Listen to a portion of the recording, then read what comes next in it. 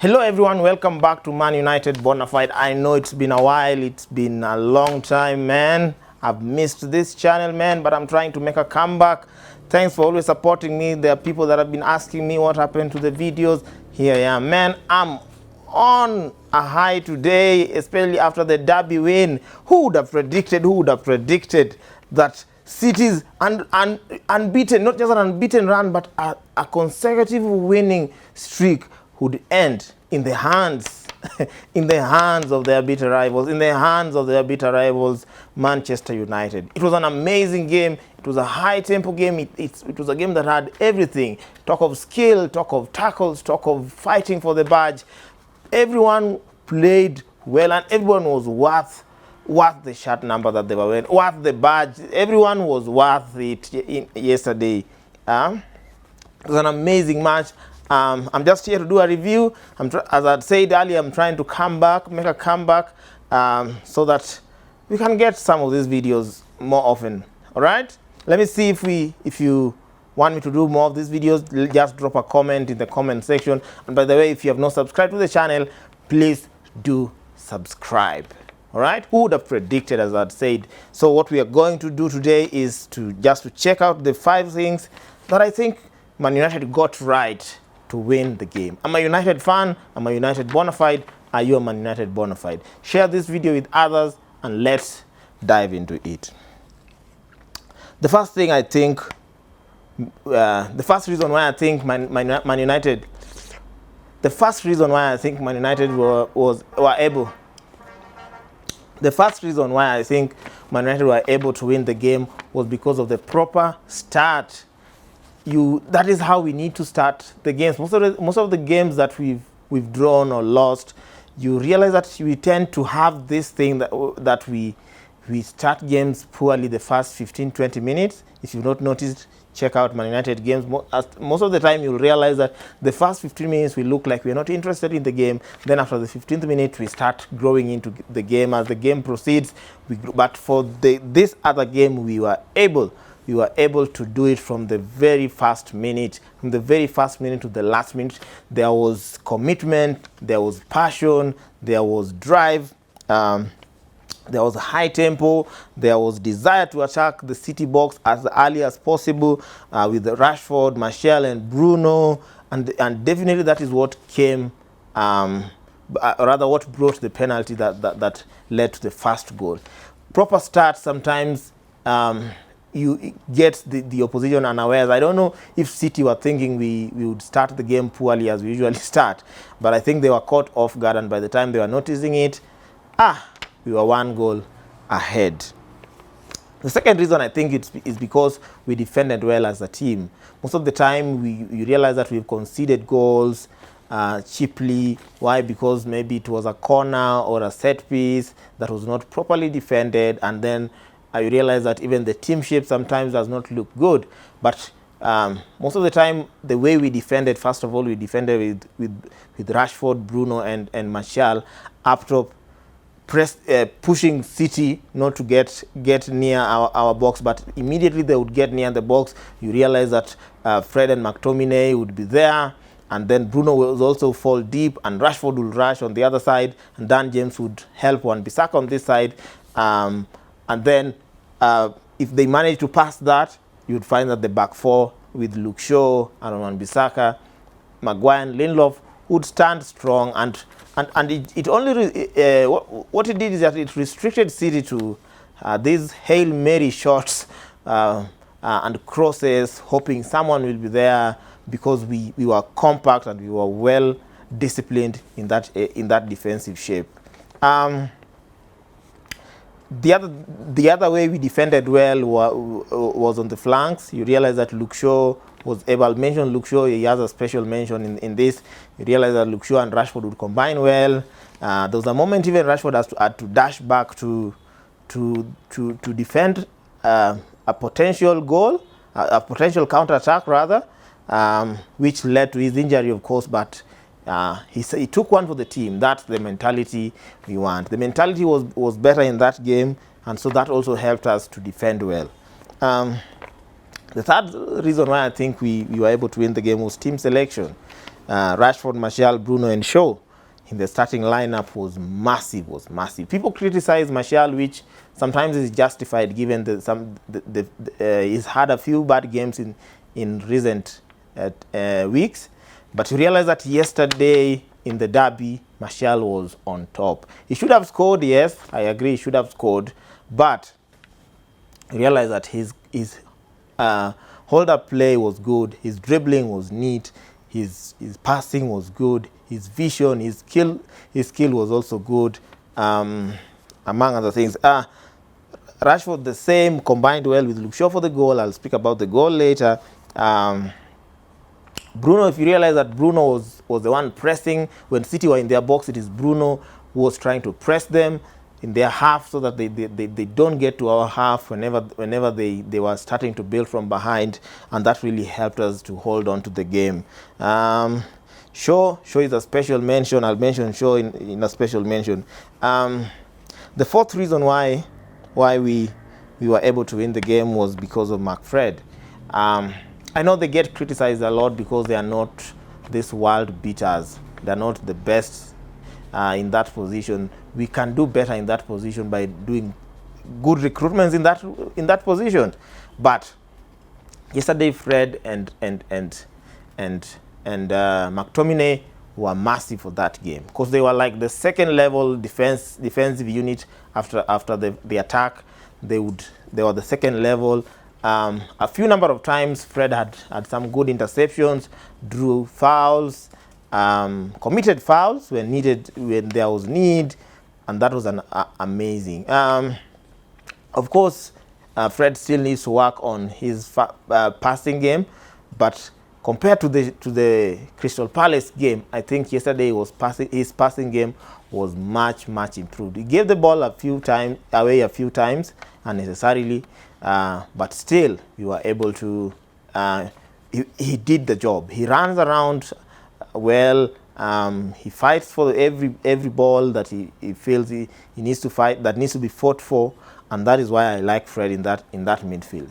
McTominay is just returning from, I think he had a slight injury, a slight knock. He came back in the Crystal Palace game, didn't do well. He was a bit quiet in the derby, but for where numbers were needed, where bodies were needed, he was there to add the extra body to narrow the gap. There was a time when I think it was Rodri who was trying to do through the eye of the needle pass, and McTominay intercepted just in the nick of time. So those are the kind of things I'm talking about. They still have a lot to improve, and I also believe that McTominay is not a CDM. He's more of a box-to-box. He likes playing high, and so whenever we have to defend, you don't really see the best of him, but we still got the job done. The fifth one was Luke Shaw. This one is a massive. I had people in the previous time calling him names, begging the club to sell him. But this season, Luke Shaw has been a massive revelation, reminding me of was it Van Gaal's first season, just before he got the injury. The moment he got the injury, our season changed, and that is how Man United did not recover. But it seems that he's getting back to his best. I think he's past the injury. He's mentally sharp. Also, I think the competition from Telles has really helped him. And also the other thing, Ole mentioned that Luke Shaw was not fit till the warm-up. He needed to do the warm-up so that he can be declared fit. And so that was a massive added advantage to us that Luke Shaw was able to be available. Also, he combined well with Rashford for the goal. Even without the goal, they combined well defensively and attackingly. He should have had a goal before he scored. There was a chance that was it Cancelo? I think it was Cancelo who was trying to dribble at the back, and before he knew it, Luke Shaw had taken the ball, and it's only that the shot was not well executed, but otherwise it should have been a goal. Mahrez and Cancelo he kept Mahrez and Cancelo in his pocket. He pocketed two players. Mahrez and Cancelo. Mahrez, there's a time I think Mahrez sat him down, but with the player with the quality, a player with the quality of Mahrez, you expect them to beat you once in a while. But for the general, the overall nature of the game, Luke Shaw was massive and massively performed massively in the defense. Cancelo was kept quiet.